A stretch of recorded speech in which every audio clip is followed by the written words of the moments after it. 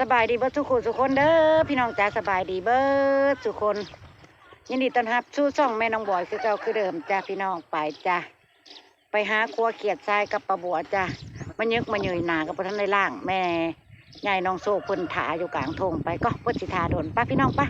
ตามปลาบัวลงหวยลงห้องกันจ้ามือนี้ป้ามาห่อนหวยหางหน้าแล้วจ้าพี่น้องแม่ใหญ่น้องโศกแล้วแข็งแห้งเด้อแล้วนี่จะไปครัวเขียดทรายเมียพยาบาลพ่อไปกัน3 คนมือนี่เลาะหวยจ้าเลาะหวยป้าพี่น้องป้าเลาะนำกันเนี่ยน้องนี่แห้งเลยป้าก็เบ้ามันอยู่ในน้องน้อยนี่แล้วป้าบัวบริทือเล็กแง่เล็กยังมาเลยว่าจะมาหาครัวเขียดทรายมันแห้งเลยเด้นี่ป้าชุดเจ้าวายเจ้าของลายกระเดาะปลากระไดเจ้าบ่มาเบิ้งเขาก็เอาเบิ้ลแล้วเนาะพี่น้องยังอยู่บ่เขาสาเอาเบิ้ลแล้วมึงแน่ห้อยเขาสานะน่ะข้าแต่เห็ดเวียกแต่เก้ากบแถวนี้เนาะน้องมันแห้งเลยเนาะหูใครหูอันนี้นะมันมีหรือได้กบโอ้ยบ่ได้มาเบิ่งกบเบาเนาะนี่ได้สับปะไรนี่ปลาไหลนี่เบิ่งดูนี่แม่นบ่จักนั่นนางพึ่งโลดนั่นบ่แม่นบ่เป็นไงมึงก็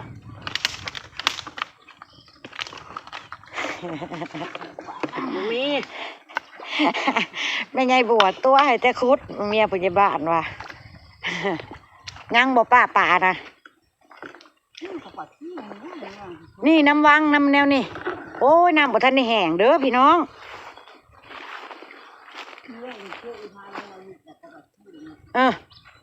โอ้น้ำยังมีอยู่วังลุ่มพุ่นมันแห้ง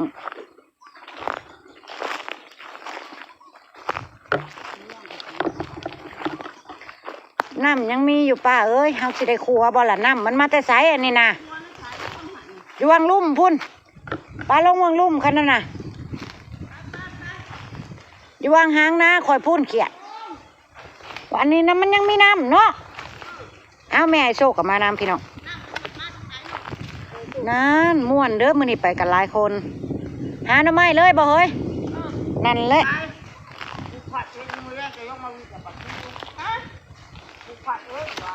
น้ำน้องแห้งกันจนมีหูจักเราอ่ะเอตเตเวไปดิพี่น้องโอ้มาเนิ่นหาอยู่หากินพี่น้องเอ้ยม่วนแล้วบ้านี้หาโคเขียดทั้งหาละไม้น้องเฮ้ยไปผู้ลงวังลุ่มผู้แถวนี่มันยังมีน้ำแต่เก่าแถวนี้ขวดโอ้ยม่วนเด้อขวดแถวนี่นะมันบ่ทันได้แห้งมันบ่ทันแห้งถ้ามันแห้งมานั่งเอาโลดนี่น้ำวังนี่นะเขียดทรายนั่นเจ้าขวดแค่นี้เด้หาหน่อไม้ไปน้ำอุ้ยมันก็คักเลยเฮ้ยพอพี่น้องตามกันยาวๆด้วยจ้ะมื้อนี้สวยเติบแล้วปลูกทั่วลันเต่าอีกบุเสานี่จักที่เป็นหน้าตาอะไรบ่เคยเห็นจักเถื่อต้นทั่วลันเต่า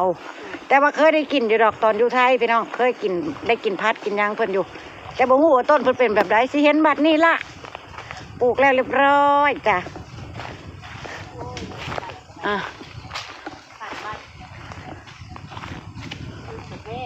แห้งบ่ป้าแถวน่ะโอ้ยน้ำยังหลาย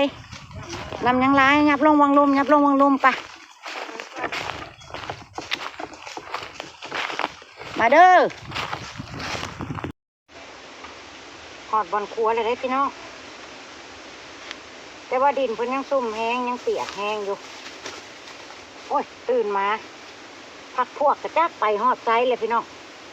แต่ว่าประบัวน่ะเห็นอยู่ในนี้นะเพิ่นไปก่อนชิน้ำก้นเพิ่นไปเนาะแล่นยังล่ะให้แต่กูตื่นแท้มาตัวนี้มีได้พี่น้องอยู่แถวนี้นะแต่ว่าพักพวกประบัวจะไปทอดหอดใจเบิดเลยเพิ่นสั่วแล้วเพิ่นย่างเลยดิ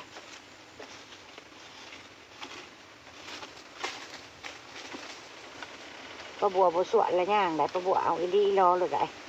อยู่หมองได้ก็อยู่หมองนั่นอยู่แล้วเนาะพี่น้องถ้าบอลได้เห็นประบัวก็สินั่งเฮ็ดกันนี่แหละโอ้แต่ว่าดินเพิ่นค่อนข้างจะเปียกยังซุ่มแห้งเลยมันนั่นดินทรายเพิ่นบ่แตกกันได้พี่น้องค่อนข้างฝืดๆแล้วเสี่ยงโดนเจียมนี่เห็นบ่นี่มีพี่น้องมีอยู่นี่นะแต่ว่าดินเพิ่นยังซุ่มแห้งเอาบอนเดียวก็พอเลยเนาะนี่อุปกรณ์ใส่ประบัวดีเริ่มได้เลยพี่น้องเริ่มได้หลายตัวแล้ว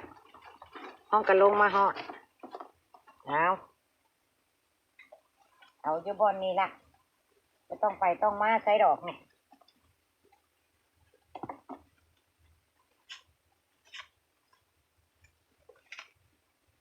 บอนใดมีก็เอาบอนนั่นเลยเนาะพี่น้องต้องย่างให้เมื่อย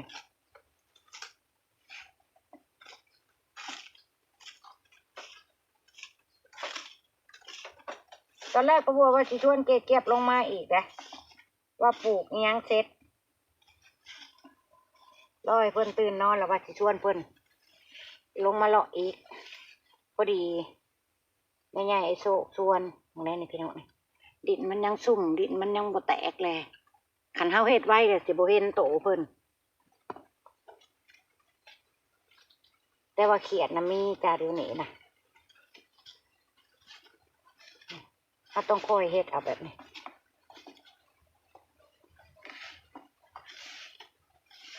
เพราะฉะนั้นก็เฮ็ดแห้งแล้วก็เสียมถือเพิ่นอีกอะเสี่ยงกับเพิ่นตายอีกเนาะไปขังไว้บ่ได้ว่าเขียดทรายเนี่ยเฮาสิเอาไปแต่งอยู่ครัวกินโลดบ่ได้เด้อพี่น้องเฮาต้องขังไว้ก่อนขังไว้3 วันก่อนมาจังซั่นแล้วมันสิแง่เนาะพี่น้องเข้าใจบ่คำว่าแง่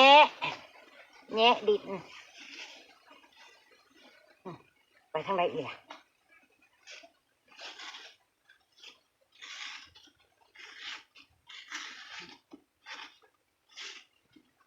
ต้องคอยเฮ็ดแบบนี้ดินเพิ่นบ่ทันได้แตกออกจากกัน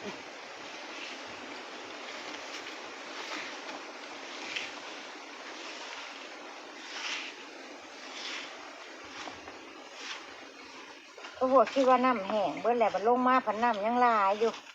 วางเทิงน่ะ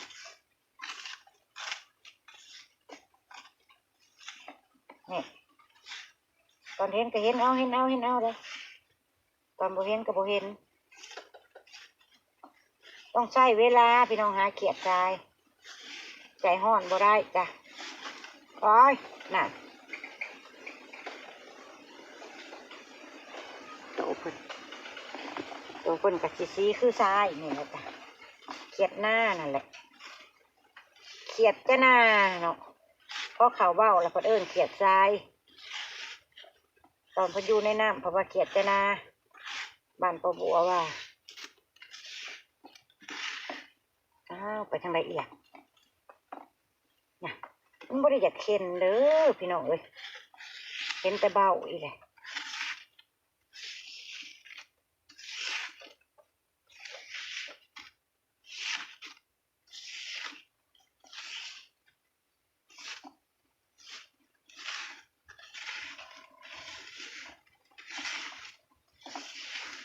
โอ้ยถืออีแล้วนะ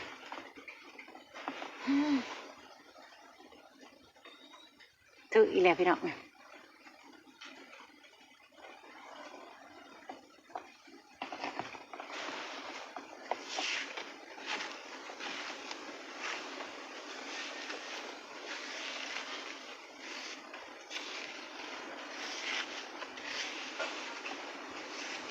เราต้องทำแบบใจเย็นๆ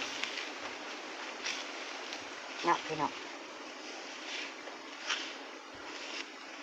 คล้ายๆแบบเล่นดินไปน้ำอะไรพี่น้องเอ้ยคล้ายๆแบบเล่นดินไปพร้อมหาเขียดไปพร้อม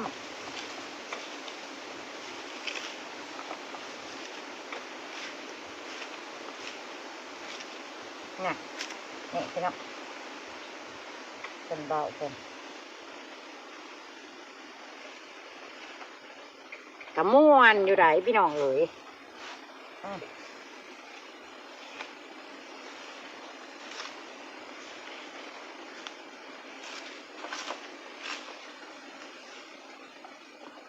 กระม่วนอยู่เด้อน่ะ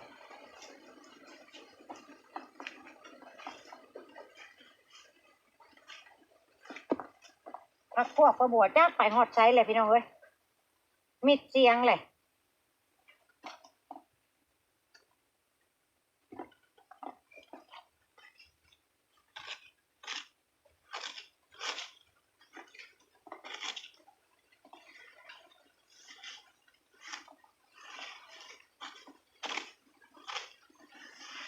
เพิ่นไปโลดตามก้นเพิ่นไปเอา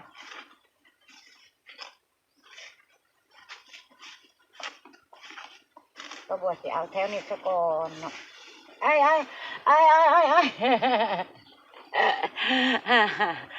นี่มึงเนี่ยพี่เนาะนี่ก็นั่นมันเห็นอยู่เนาะจะไปเฮ็ดหยัง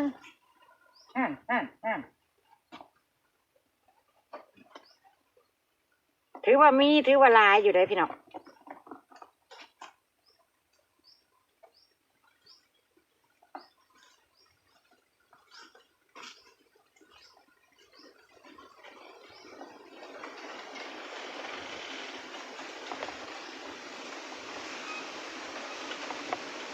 ไปทางไหนอีกล่ะ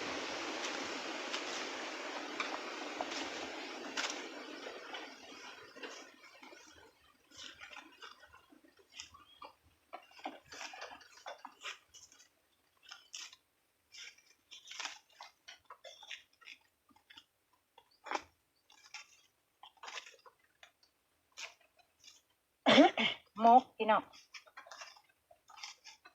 ทั้งให้เพิ่นขี่ออกเบิดแล้วกันมกใส่ใบพักใส่ผักชีต้นหอมใส่ใบแมงลักบกไปต่อมือนะไม่ใหญ่เอาให้ไม่ใหญ่อันน้องโชคไปมกนะแซ่บแต่ที่น้องหอมแล้วเพิ่นกับชิมันเด้เพิ่นชิมันแหละได้โอ้ยังอีเงาไก่พวกพี่น้องบนประบวชิเฮ็ดเอาไปทั้งเลยเต้นดอกไปอีกแล้วพี่น้องเอ้ยเสียอีกแล้วบาดได้บาดบ่ได้อยู่เด้อเขียดทรายก็ได้เพิ่นก็เต้นของเพิ่นอยู่เด้อ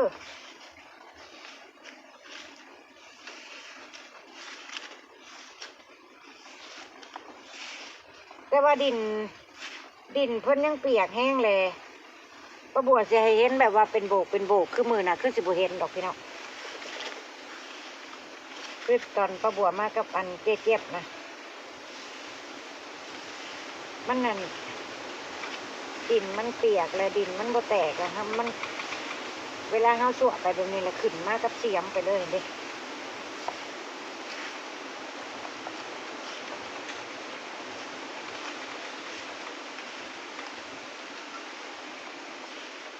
ไม่เห็นแต่โบกคนจะขึ้นไปทางใด